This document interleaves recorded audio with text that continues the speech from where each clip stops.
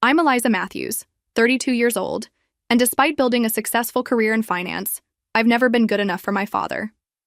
The annual family reunion dinner was approaching, and I dreaded it more than usual this year. I had bought him a luxury car as a peace offering, hoping things would be different. Little did I know that in my purse was a document that would change everything. By the end of the night, I would finally understand why my father never loved me. Before I share my story, let me know where you're watching from and hit that like and subscribe button if you've ever stood up to someone who refused to see your worth. Trust me, my story might give you the courage you need too. Growing up in an affluent Boston suburb, our family appeared picture-perfect to outsiders, but behind closed doors, things were very different. My father, Richard Matthews, built his real estate development company from moderate beginnings into a multi-million-dollar corporation. He valued success, status, and respect above all else, including family relationships. From my earliest memories, he was never the kind of father who attended school plays or helped with homework. Instead, he was the harsh critic who pointed out my B-plus grades should have been A's, who questioned why I wasn't chosen as team captain, who reminded me that second place was just the first loser. My mother, Caroline, was his opposite in many ways, warm and affectionate when he wasn't around, but she became a different person in his presence, almost shrinking into herself, never contradicting him, never standing up for us kids when his criticism went too far.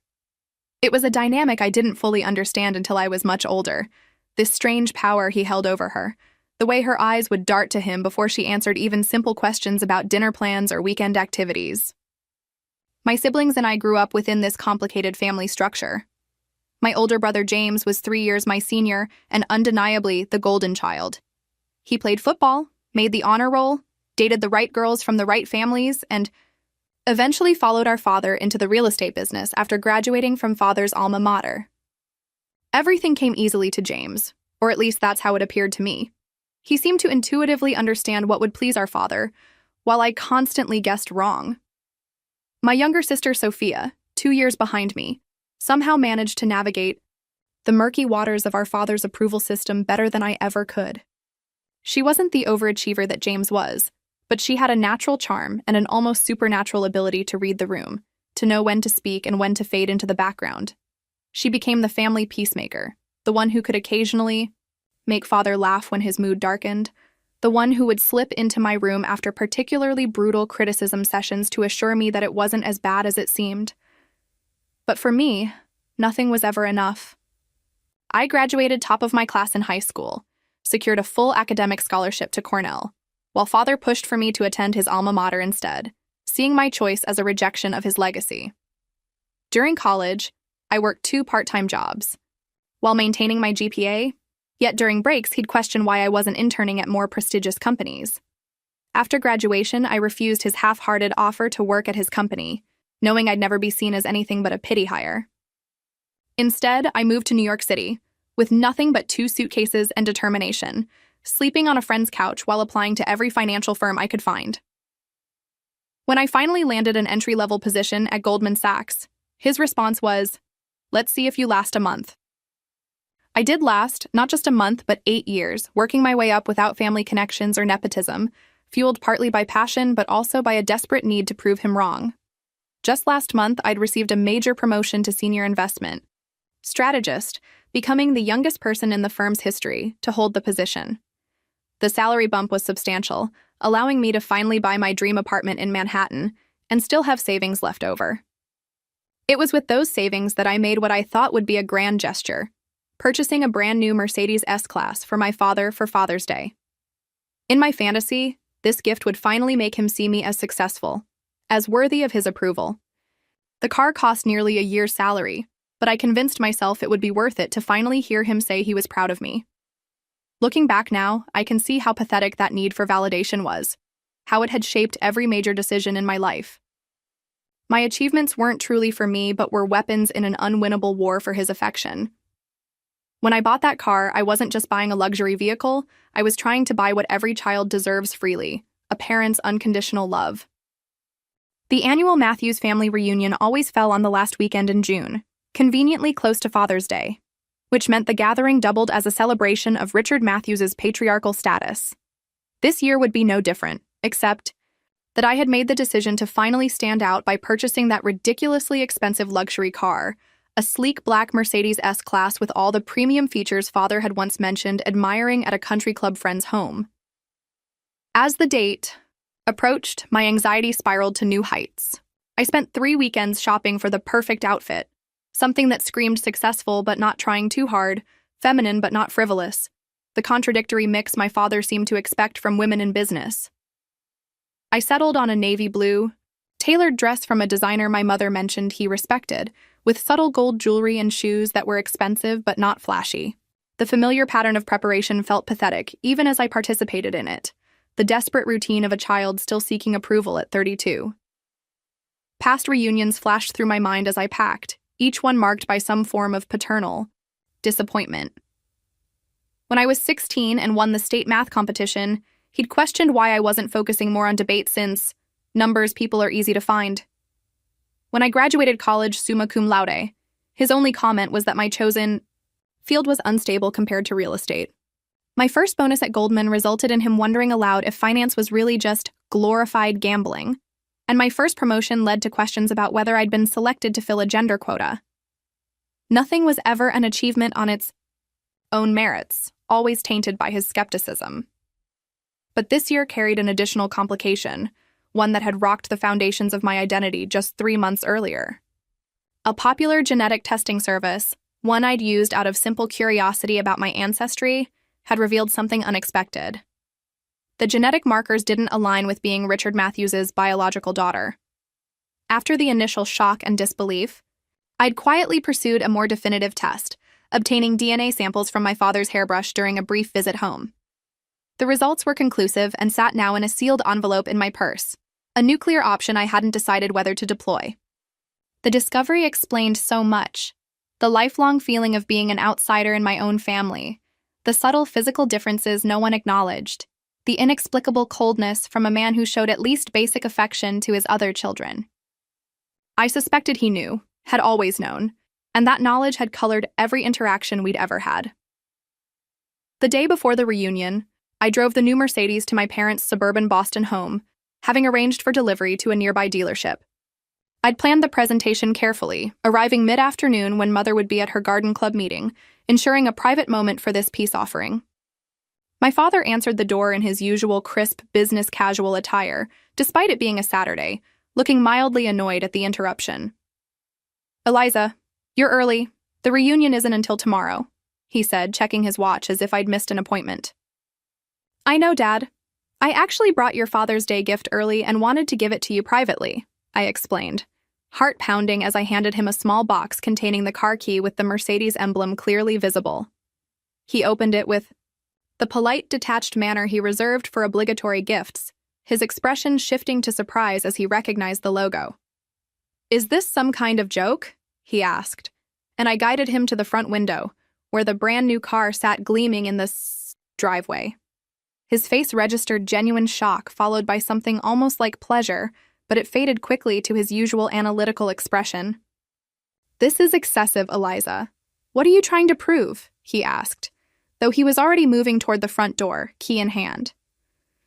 "Nothing," I lied. "I got a big promotion, and I wanted to do something special for you." He circled the car, twice, examining it like he might a property investment, noting features, asking pointed questions about financing and insurance that felt more like an interrogation than gratitude. After a brief test drive where he commented on the steering being a bit loose despite the car's renowned handling, he parked it in the garage rather than leaving it in the driveway where guests might see it. His thanks were perfunctory, followed immediately by a comment that I must be doing well to waste money like this, effectively cutting the legs out from under my grand gesture. That evening, I called my best friend Taylor from my hotel room, fighting back tears as I recounted the cold reception. "You know what? Forget him," Taylor said with the righteous anger of a friend who'd heard too many similar stories. "Take the car back. He doesn't deserve it." I dismissed the suggestion, still clinging to hope that tomorrow would be different, that in front of others he might show appreciation, might finally see me. "Just promise me you won't show him that test," Taylor warned before hanging up.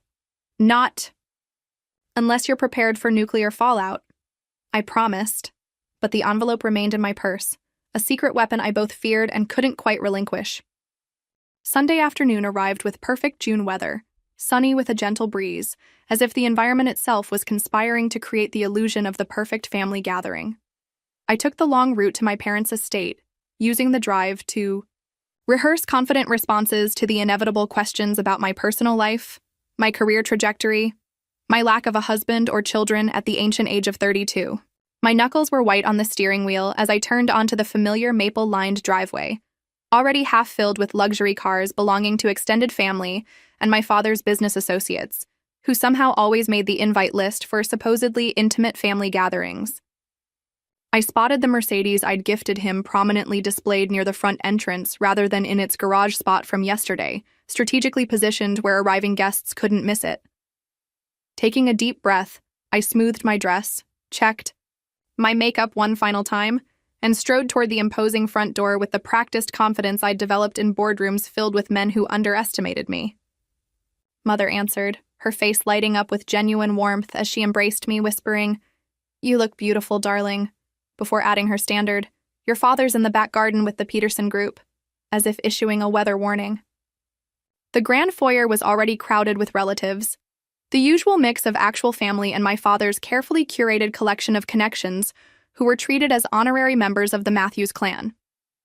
Aunt Linda, mother's sister, approached, immediately with air kisses and rapid-fire questions about my love life, while Uncle George offered a hearty handshake and a booming, "There's our Wall Street wizard," which I knew would irritate my father if within earshot.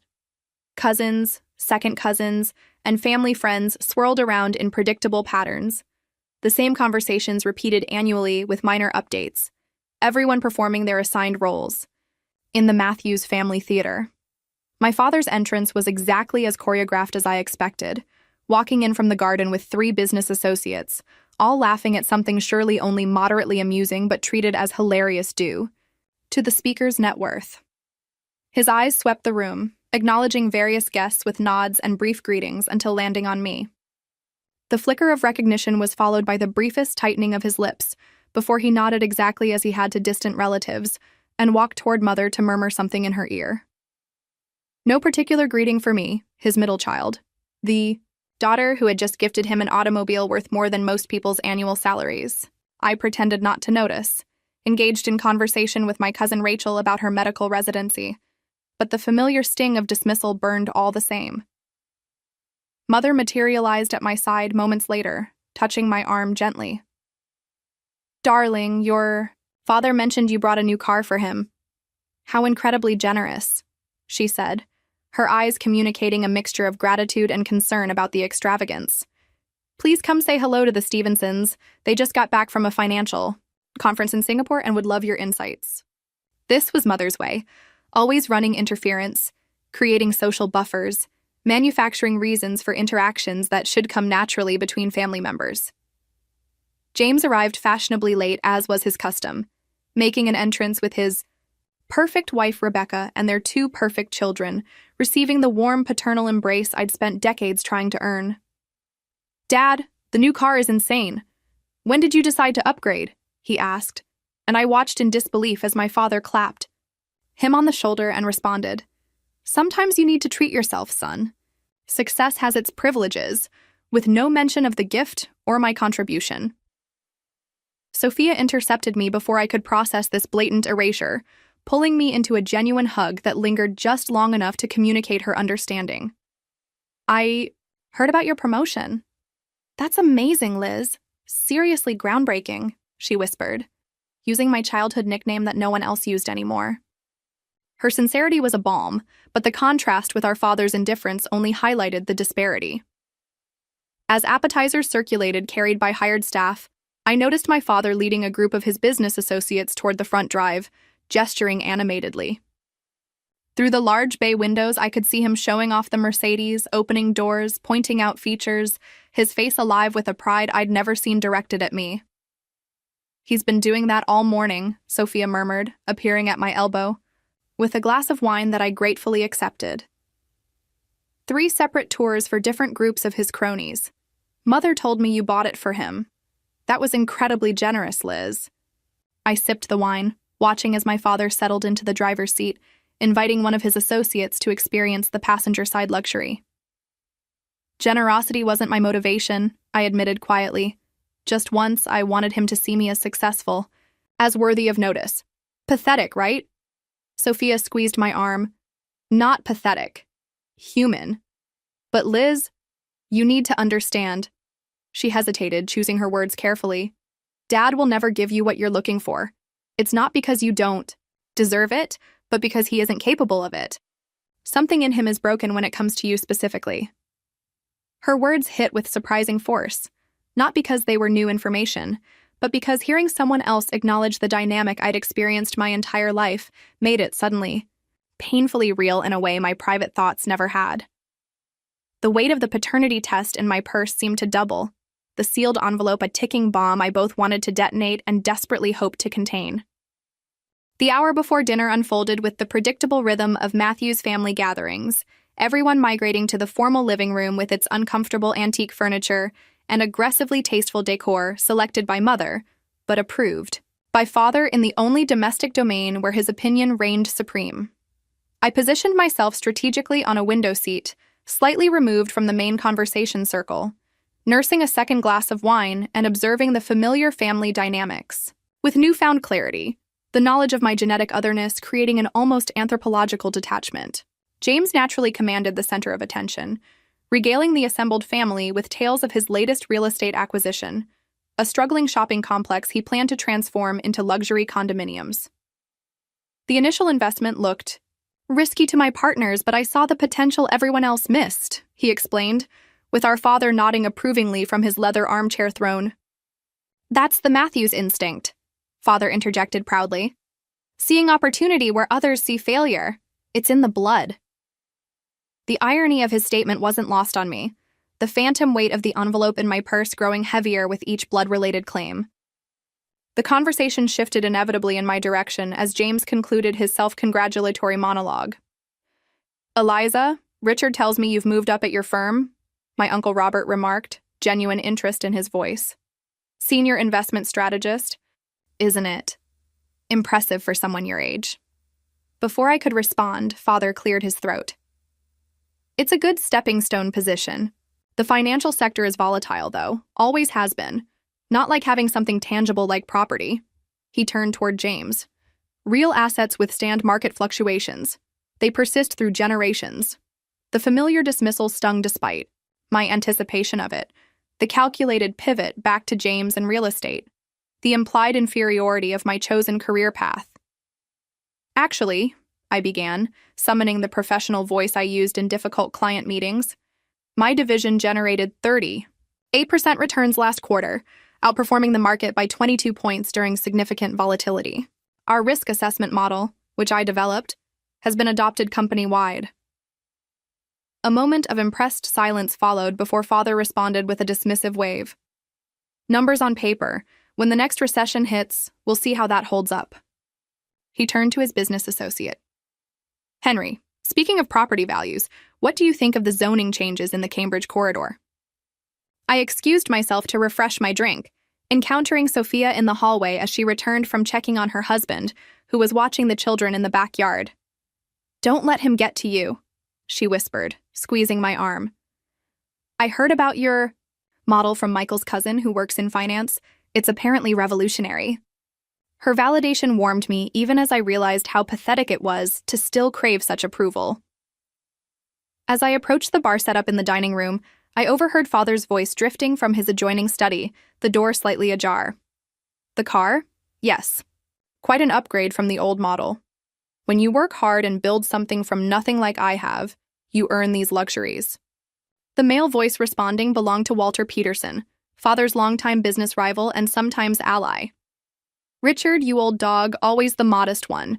Your daughter Eliza mentioned she bought it for you when we chatted earlier. Said something.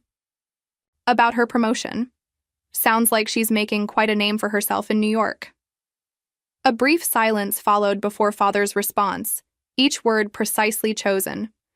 Yes, well, the girl has always been desperate for attention.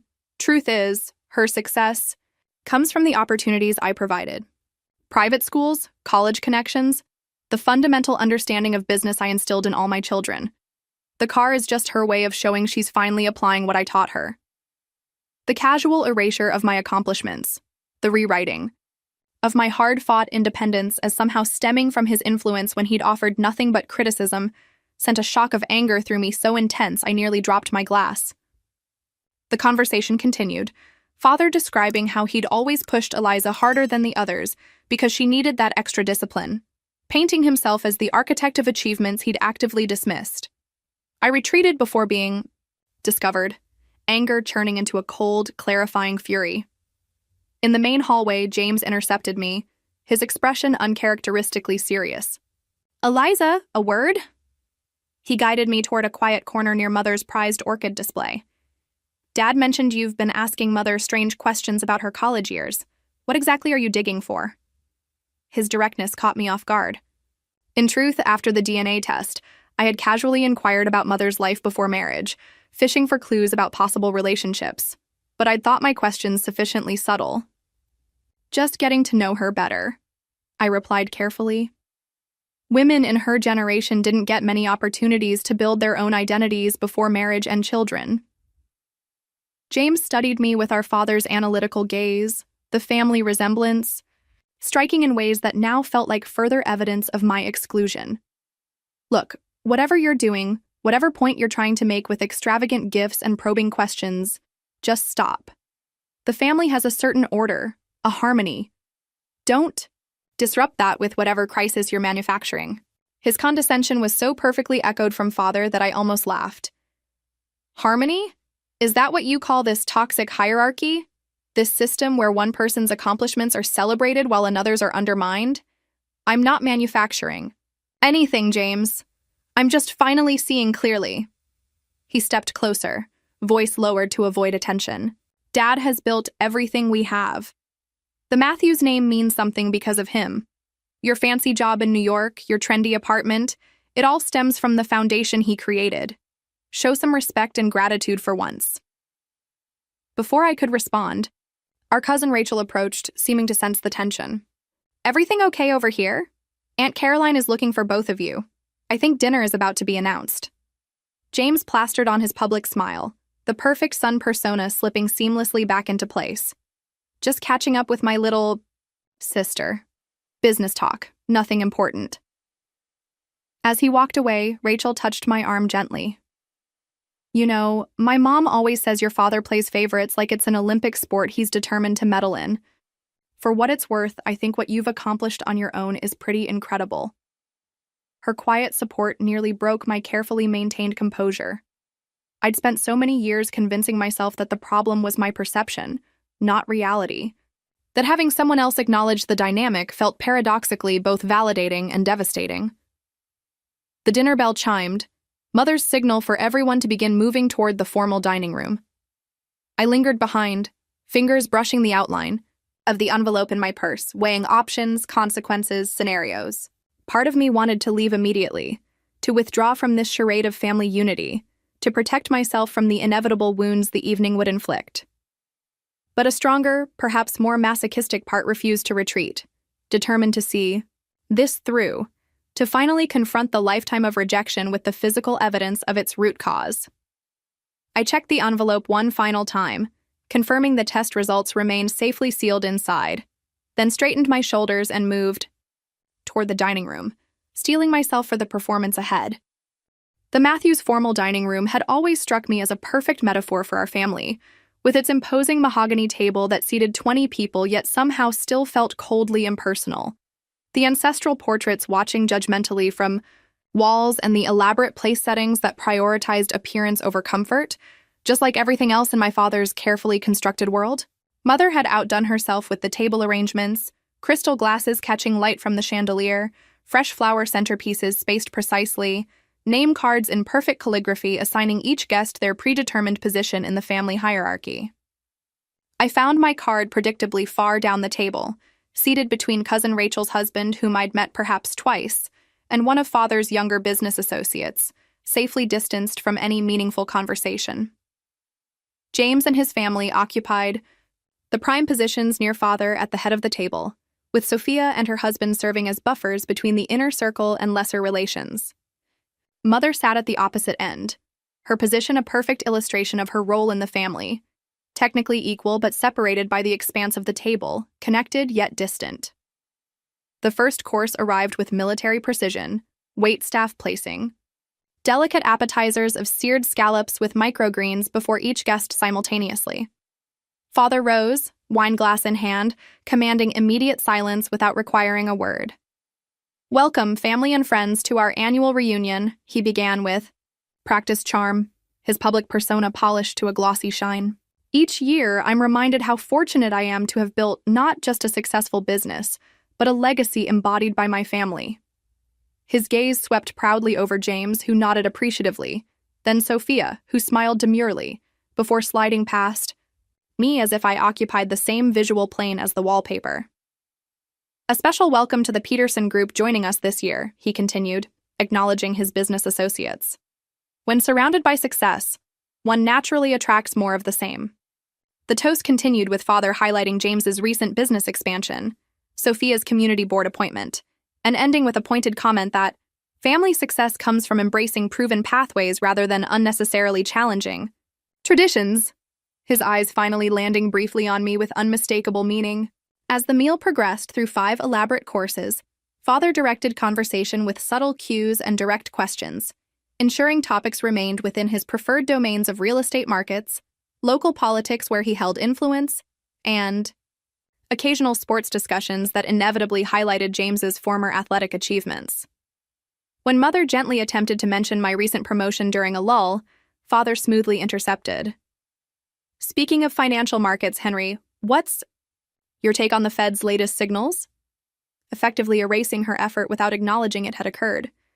By the fish course, the familiar pattern had fully emerged, with Father periodically lobbing pointed questions in my direction, each designed to undermine rather than engage. "Eliza, your firm handles primarily domestic investments, correct? Limiting, isn't it, given the global expansion opportunities? Or, I understand your promotion came after the Davidson account. Fortunate timing that James was able to introduce you to William Davidson at last year's charity gala." Each comment carefully constructed to reframe any success as either limited in scope or dependent on family connections I had actively avoided using. I maintained the pleasant, professional demeanor I'd perfected in hostile boardrooms, refusing to show the emotional reaction he seemed determined to provoke.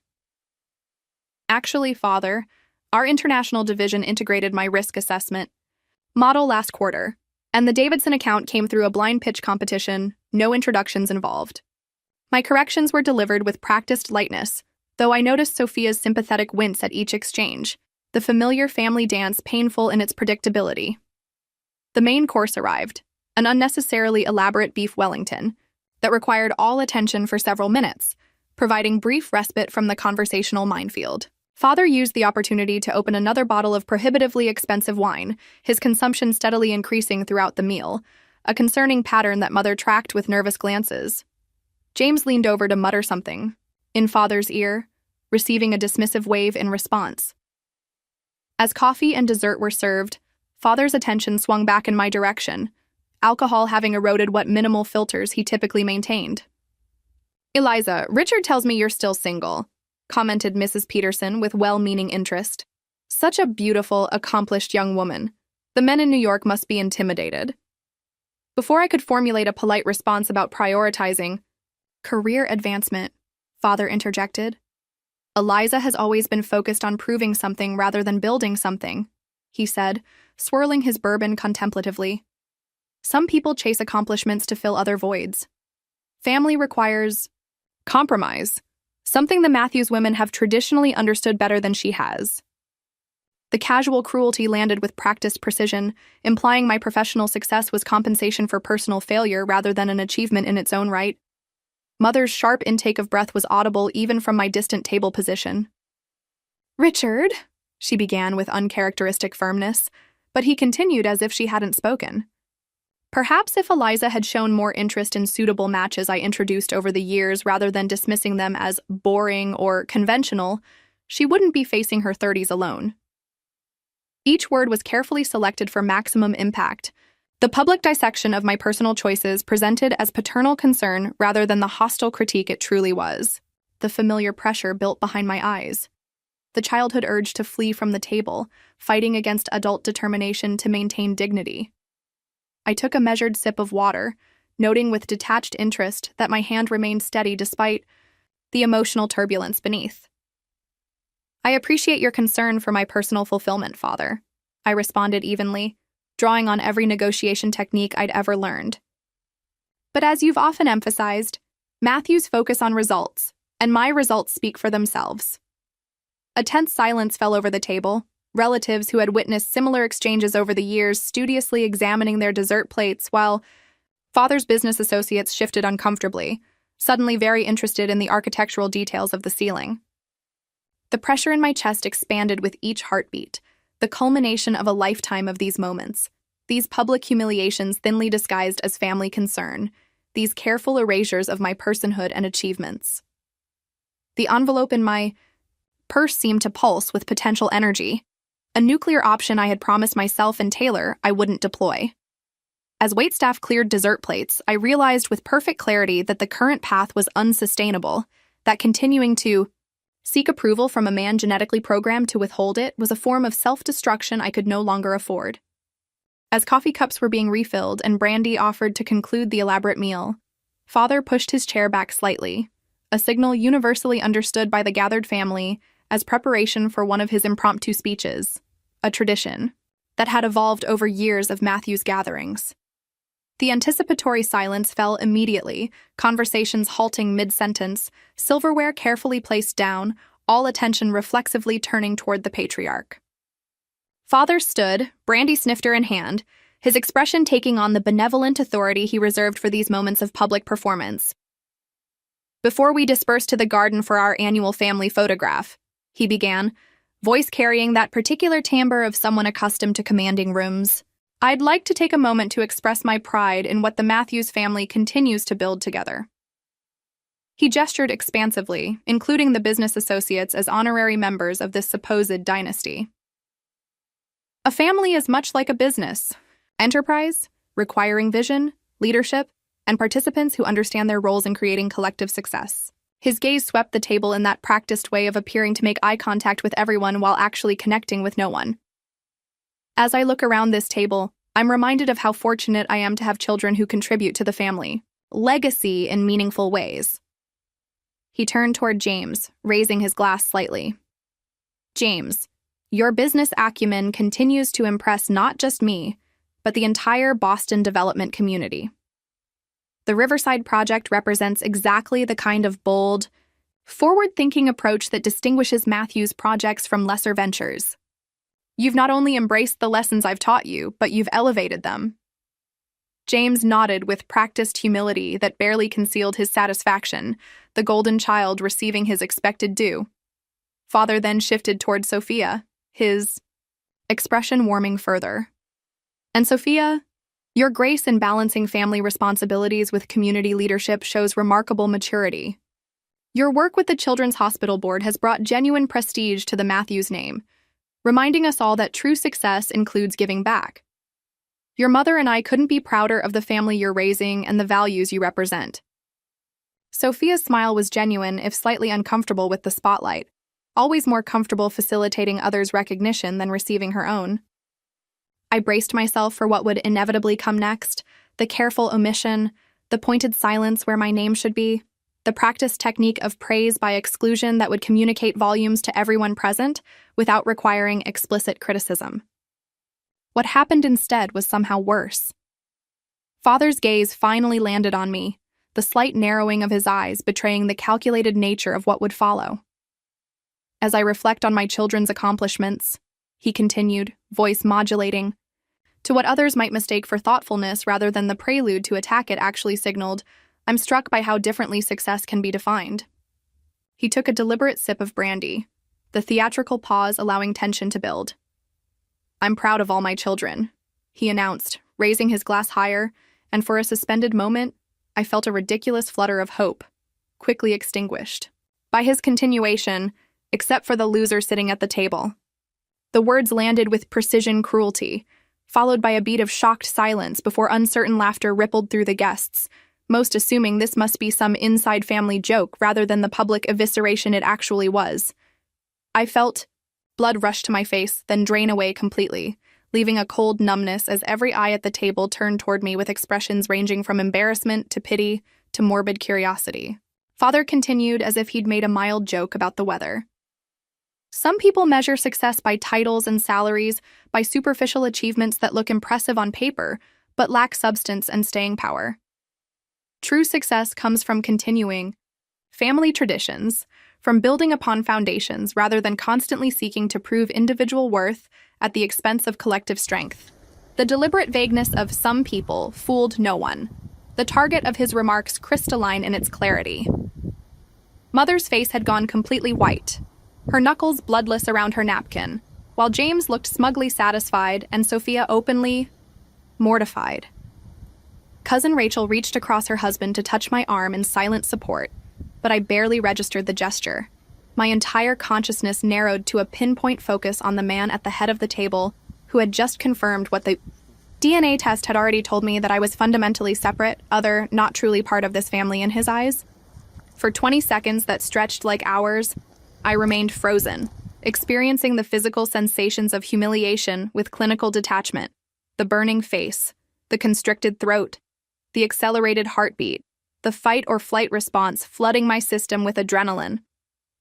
A lifetime of similar moments flashed through my consciousness, a continual slideshow of public corrections, subtle undermining, achievements reframed as failures, each building upon the last to create the summative message that I was fundamentally insufficient, unworthy of the name I carried, the name that genetic science had recently confirmed wasn't actually mine to claim.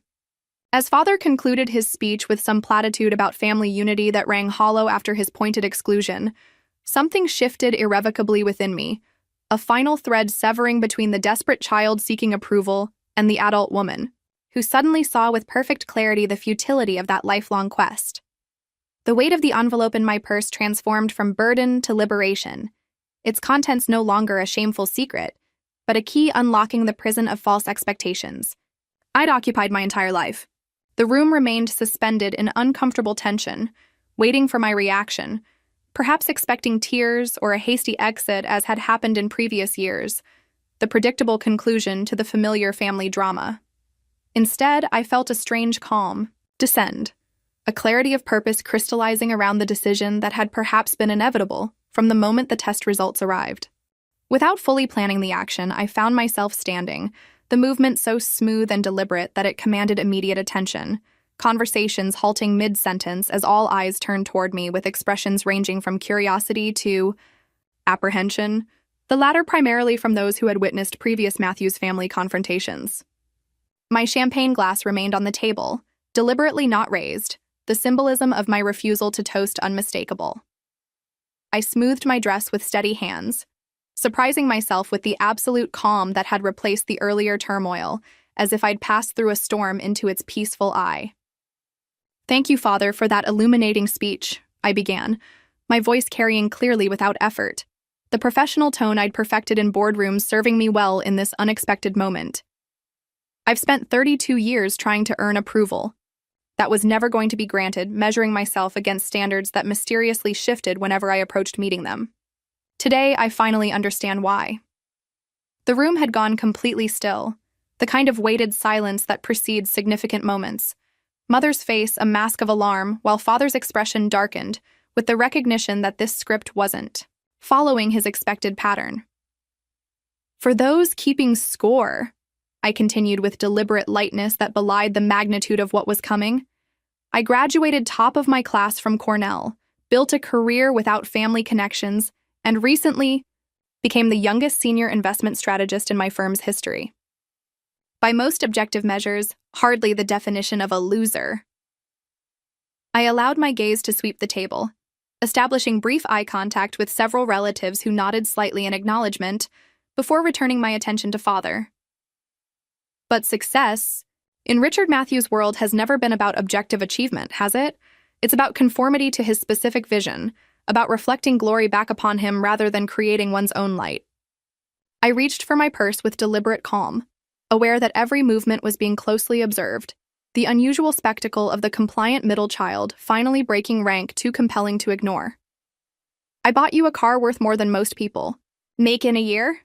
I said directly to father, whose face had settled into the cold mask he wore when business negotiations weren't proceeding to his advantage. Not because you needed it or even particularly deserved it, but because I still harbored the childish hope that a grand enough gesture might finally bridge whatever mysterious gap has existed between us my entire life. From my purse, I withdrew. The envelope containing the paternity test results, the paper now seeming almost mundane considering the weight of information it contained. For 3 decades, I've blamed myself for your inability to show me the same affection you show James. And Sophia. I've twisted myself into countless shapes trying to become whatever would finally earn your approval, never understanding that the problem wasn't in my actions, but in my DNA. A collective intake of breath circled the table as the implication. Of my words registered, Mother's face draining of remaining color, while James straightened with sudden alertness. I placed the envelope precisely in the center of the table, my movements measured and deliberate. "For you, Dad. Happy Father's Day," I said with quiet finality, infusing the paternal title with all the irony the moment deserved. Without waiting for a response, I turned and walked from the dining room, back straight, pace unhurried, preserving the dignity that had been systematically stripped from me throughout the evening. The shocked silence held until I reached the foyer, followed by the immediate eruption of multiple conversations, questions overlapping into unintelligible noise. I continued outside without hesitation, the evening air cool against my flushed skin, the path to the driveway illuminated by decorative lanterns that created pools of light in the gathering dusk. The Mercedes sat where Father had positioned, it for maximum visibility, gleaming black paintwork reflecting the house lights, a symbol of everything I'd been trying to purchase with money that should have been invested in my own peace instead. The decision wasn't conscious so much as inevitable, my hand finding the spare key fob I'd kept in my purse, the remote unlock responding with a gentle chirp that seemed inappropriately cheerful for the moment. I slid into the driver's seat, the leather interior still carrying the new car smell mixed with the faint trace of Father's cologne, an olfactory reminder of his brief possession that would soon fade. Through the windshield, I could see figures appearing at the dining room, windows, silhouettes gesturing animatedly, the family drama now fully unleashed by my departure and revelation. The engine purred to life with expensive precision, the dashboard illuminating with welcome lights as if nothing momentous had occurred, as if this were simply another drive rather than a definitive break with 32 years of emotional servitude. As I reversed down the driveway, I caught a glimpse of the front door flying open, Father's figure framed in the light, one hand clutching what appeared to be the opened envelope, his mouth open in what might have been my name but was lost beneath. The gentle rumble of the German-engineered engine. The symmetry struck me as I accelerated away. The luxury car he had showcased to associates while minimizing my contribution now physically removed, just as he had attempted to minimize my existence for 3 decades. Both acts of erasure meeting in perfect narrative balance. The realization solidified what had been intuitive action into conscious decision. The reclamation of the gift paralleling the reclamation of self-worth I was simultaneously undertaking, both unburdened by expectations of gratitude that had never been forthcoming. In the rearview mirror, the Matthews estate receded, growing smaller with each second, its grandeur diminishing with distance just as its emotional hold on me weakened with each rotation of the wheels carrying me away. The lightness spreading through my chest wasn't happiness exactly, too complex and bittersweet for such a simple label, but rather the unfamiliar sensation of freedom, of choices suddenly unconstrained by the gravitational pull of paternal approval that had distorted my orbit for as long as I could remember.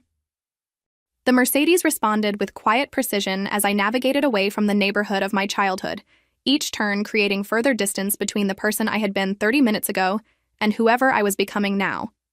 I made it almost to the highway entrance before the first call came through on my cell phone, Sophia's name flashing on the dashboard display, followed in rapid succession by James, Mother, and several cousins, the digital evidence of chaos left in my wake. I silenced the ringer, but didn't turn the phone off completely, some part of me needing to witness the fallout even if I wasn't ready to engage with it directly. As I merged onto the highway headed toward Boston proper rather than back to New York, I allowed myself a single glance in the rearview mirror, just as a male figure I recognized as my father rushed into the street behind me, his normally composed face contorted in an expression I'd never seen before, something beyond anger into territory I couldn't immediately identify.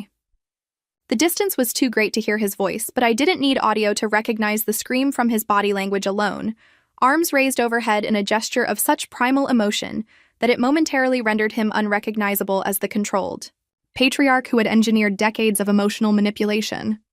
The image burned into my memory as I accelerated away, a visual representation of the seismic shift that had just occurred, the carefully constructed family narrative cracked beyond repair by 3 pages of scientific data and 1 moment of absolute clarity. By the time I checked into a downtown Boston hotel 30 minutes later, my phone displayed 17 missed calls and 29 text messages, the digital equivalent of the explosion I detonated before walking away. I placed the room key on the desk, kicked off my heels, and finally allowed myself to review the communications, starting with Sophia's texts, which progressed from confusion. What just happened? What was in that envelope? To concern, Liz, please call me, everyone's freaking out. To information, Dad is saying insane things, Mom locked herself in her room, James is threatening legal action about the car. Mother's voice messages began composed but rapidly deteriorated. The first, a gentle, Eliza, please call home when you get a chance, evolving into her 5th message where her voice cracked with emotion.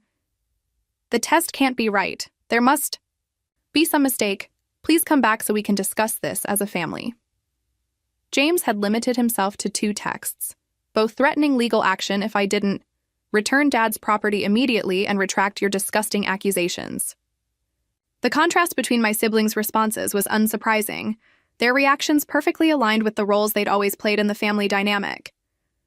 I sat on the edge of the hotel bed, phone in hand, the physical and emotional distance from the reunion already allowing me to process events with surprising clarity. The paternity test had confirmed what some deep, intuitive part of me had perhaps always known, that Richard Matthews wasn't my biological father, that the emotional distance he'd maintained throughout my life stemmed from knowledge he'd carried, but never acknowledged. I had obtained the test on impulse after discovering through a recreational genetic testing service that my supposed paternal genetic markers didn't align, the initial shock giving way to a strange sense of explanation. For a lifetime of felt otherness within my own family, now that the information was public, the carefully maintained family image was disintegrating in real time, decades of pretense collapsing under the weight of scientific fact.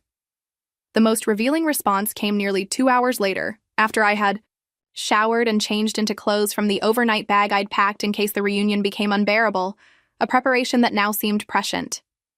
My phone rang with Sophia's number, and something in me needed to hear at least one family member's voice to confirm that the earthquake I'd triggered had actually occurred in the external world and not just within my own consciousness. Liz.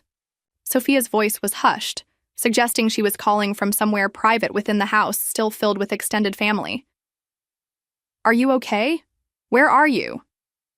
The genuine concern in her tone nearly undid my hard-won composure. I'm safe.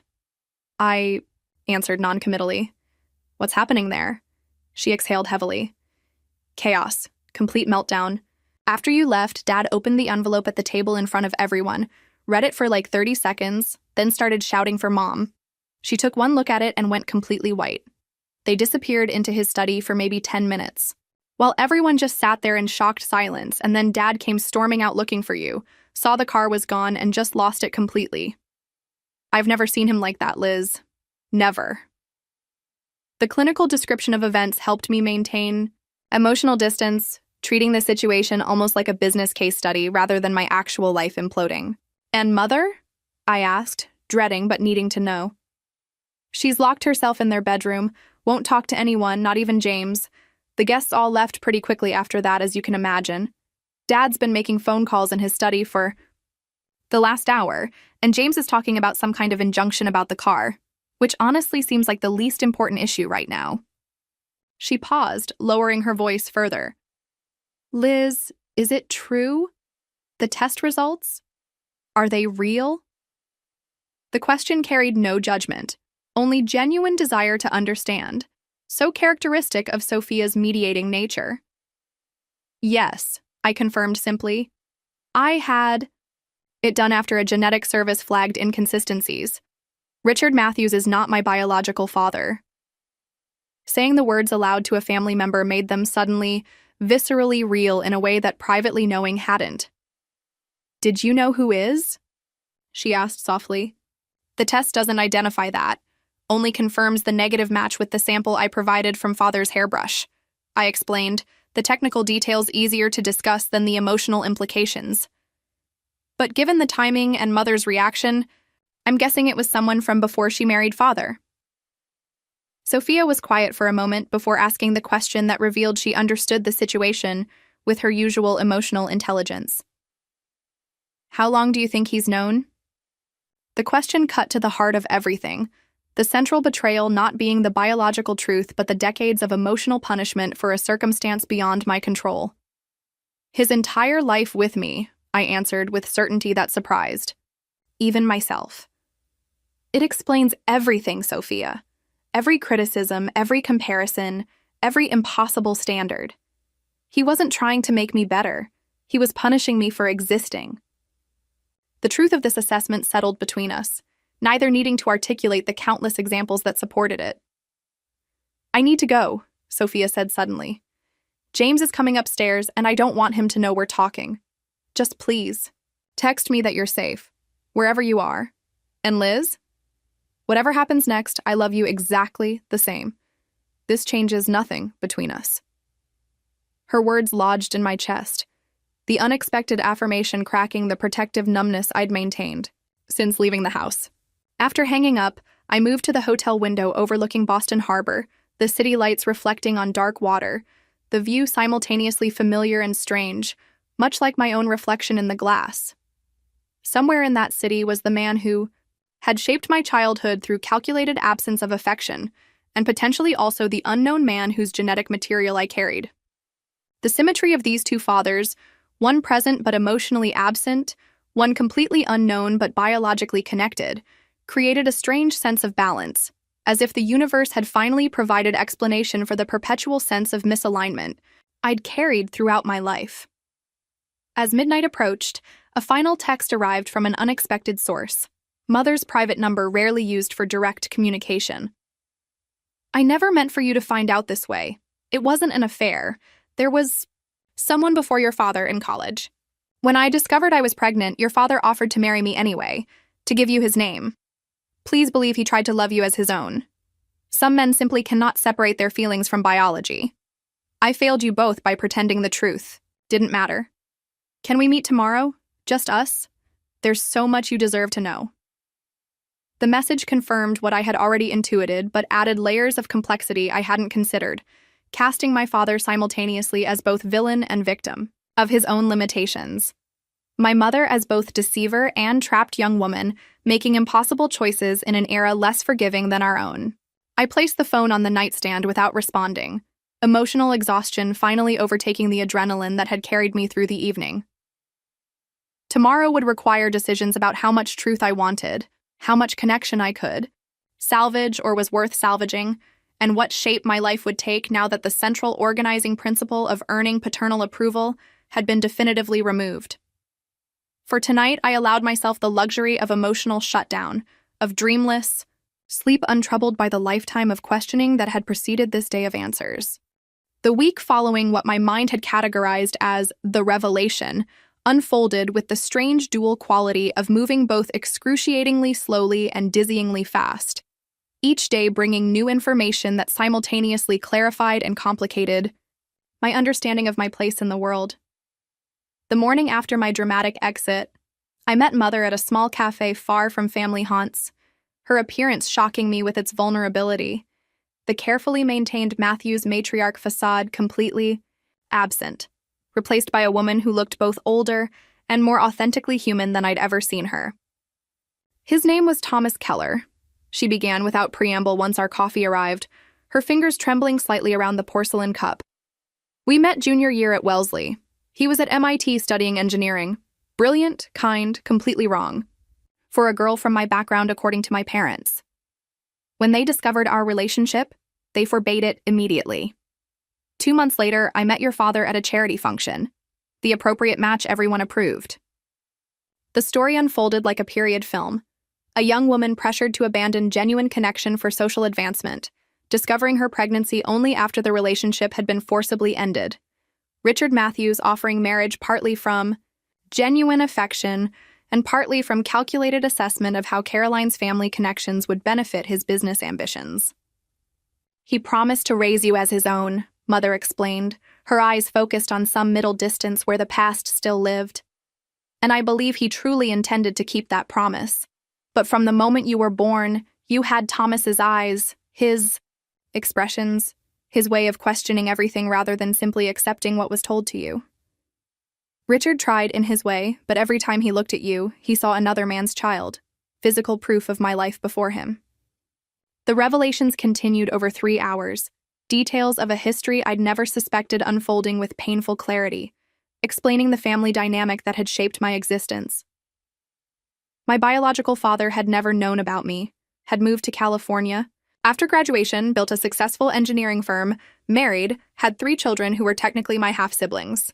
Mother had tracked his life from afar through alumni newsletters and, in recent years, social media, but never contacted him, honoring the promise made to Richard that the past would remain buried, that I would be a Matthews in name if not in blood.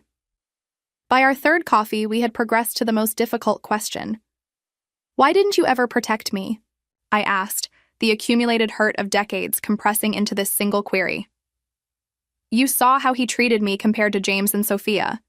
You watched him systematically undermine every achievement, every attempt to earn his approval. How could you let that continue for 30 years? Her face crumpled with a grief so raw it momentarily overrode my anger. "I failed you," she acknowledged, no excuses offered. "Each time I considered telling you the truth, revealing why he couldn't give you what you deserved, the moment seemed wrong, the potential damage too great. Then time passed, and the lie grew larger, harder to correct. I told myself you were strong, resilient, that you were building a life independent of his approval. I didn't realize until yesterday how much that pursuit still drove you." The conversation ended with no neat resolution, only the beginning of a more honest relationship that would require years to rebuild on truthful foundation. The following day brought another seismic shift when I received an email from Thomas Keller, my biological father, responding to the message I'd sent after confirming his identity through public records. His reply was cautious but kind, expressing shock at learning of my existence, requesting time to process this information, but also genuine interest in connecting when he had absorbed the reality of a daughter he'd never known existed. "I see from your email signature that you work in finance in New York," he wrote in his initial response. "Ironically, I'll be in Manhattan next month for a conference. Perhaps we could meet for coffee if you feel comfortable doing so." The simple acknowledgement of my professional identity without qualification or comparison operated like a balm on raw emotional wounds, the neutral respect of his tone suggesting possibilities for connection untainted by the complex Matthews history. While these personal earthquakes reshuffled my understanding of family, the professional world continued turning with pragmatic indifference to my existential crisis. My boss called midweek with questions about a client presentation, the normalcy of work discussions providing surprising comfort amid personal chaos. "The Richardson account needs your risk assessment model explained in person," she informed me. "They're specifically requesting you by name, Eliza. Your reputation is growing." The acknowledgement of professional value independent of family connections reinforced what should have been obvious all along, that my worth existed separate from the Matthews name or approval, anchored in abilities and character entirely my own. Richard made his first direct contact 6 days after the reunion via his attorney, a coldly formal letter requesting return of the Mercedes and threatening legal action regarding defamatory statements made in public regarding paternity. The contrast between this response and Thomas's cautious but humane email crystallized everything I needed to know about both men, genetics suddenly seeming far less relevant than character in determining true parentage. I instructed my own attorney to arrange return of the vehicle while making clear that DNA evidence was, by definition, not defamatory. James maintained radio silence, his loyalty to father unsurprising given their genuine biological connection and shared worldview.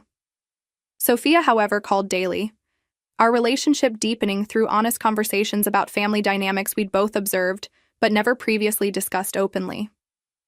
He's been controlling the narrative our entire lives, she observed during one late-night call, making us compete for approval that was never equally available. I benefited from that system, but I always saw how it hurt you. I'm sorry I didn't stand up for you more. Her acknowledgement helped heal wounds I hadn't realized still festered, the validation of my experience from someone who had witnessed it firsthand, oddly more powerful than any test result could be. 6 months after the revelation, the landscape of my life had transformed in ways both subtle and profound. Weekly therapy sessions helped untangle the complex web of conditional love and performance anxiety that had driven my achievements, allowing me to recognize genuine accomplishment separate from desperate approval seeking. My relationship with Mother evolved into something more authentic, her careful performance of perfection abandoned in favor of honest, sometimes painful conversations about choices, consequences, and the complex love that had always existed beneath the Matthews family. Theater. I met Thomas Keller for the first time at a quiet restaurant near Central Park. The strange experience of seeing my own expressions and mannerisms mirrored in a man I'd never met both unsettling and oddly comforting. You have my mother's analytical mind, he observed over dessert, hours into a conversation that flowed with surprising ease. But that spark when you talk about market patterns, that's apparently from my side. Our relationship developed cautiously, both respectful of its unusual beginning, neither expecting immediate father-daughter closeness, but building connection, through shared intellectual interests and discovery of genetic commonalities that explained lifelong traits I'd never seen reflected in the Matthews family. The final piece of this transformed life mosaic fell into place at Thanksgiving, when I accepted Sophia's invitation to dinner at her home rather than the traditional gathering at our parents' estate. Richard had declined to attend when informed of my presence, his continued rejection now producing more pity than pain, his limitations increasingly apparent as my own healing progressed. He can't change, Sophia explained as we prepared dessert together, her children playing in the next room with her husband. Not won't. Genuinely can't. His entire identity is built around certainties that your existence challenges. The observation carried no judgment, simply recognition of the immovable reality we'd both accepted. After dinner, Mother called, her voice stronger than I remembered from childhood, the performative perfection replaced by authentic engagement. I'm proud of you, Eliza, she said simply. Not for your job or your address or anything you've achieved, though those things are remarkable. I'm proud of who you are, your resilience, your capacity to build truth from deception. I should have said that every day of your life. The words I'd sought from Richard for 3 decades, freely given by the parent who had always loved me despite her flaws, landed with healing force precisely because they came without conditions or qualifications. As I ended the call, I realized the most profound truth of this 6-month journey, that family transcended genetics and legal definitions, comprising instead those who saw you clearly and loved you anyway, who honored your authentic self rather than demanding performance of assigned roles. The luxury car I'd purchased as desperate offering to a father figure who could never truly accept me had been reclaimed and subsequently sold, the funds invested in my future rather than squandered on illusory approval. More importantly, I had reclaimed the emotional energy previously exhausted on an unwinnable quest for validation, redirecting it toward relationships that nourished rather than depleted, toward work undertaken for passion rather than proof of worth, toward building a life measured by internal fulfillment rather than external recognition. The journey from that fateful family dinner to this new equilibrium hadn't been linear or simple, each day bringing fresh challenges and occasional setbacks, but the trajectory remained consistently toward healing rather than further damage. Perhaps the most meaningful measure of growth came not from grand revelations, but from quiet Tuesday mornings when I awoke without immediately assessing my worthiness, when accomplishments were celebrated for their intrinsic value rather than their potential to finally earn paternal approval, when life was lived from authentic foundation rather than performative desperation. As this Thanksgiving evening ended, I realized that while the mystery of my paternity had been solved, the more significant discovery was that its importance had diminished with each step toward self-acceptance. The question of whose blood I carried mattering far less than whose values I chose to embody, whose love I accepted as genuine, whose truth I claimed as my own. Have you ever discovered that your true family isn't always defined by blood? Sometimes the people who should love us unconditionally are the ones who hurt us most deeply. I'd love to read your thoughts in the comments below about how you've created your own chosen family or stood up to those who couldn't see your worth. If my story resonated with you, please hit that like button, subscribe to hear more journeys of healing, and share with someone who might need to be reminded that their value doesn't depend on anyone else's validation. Thank you for listening. And remember, sometimes taking back your power means walking away from people who never deserved it in the first place.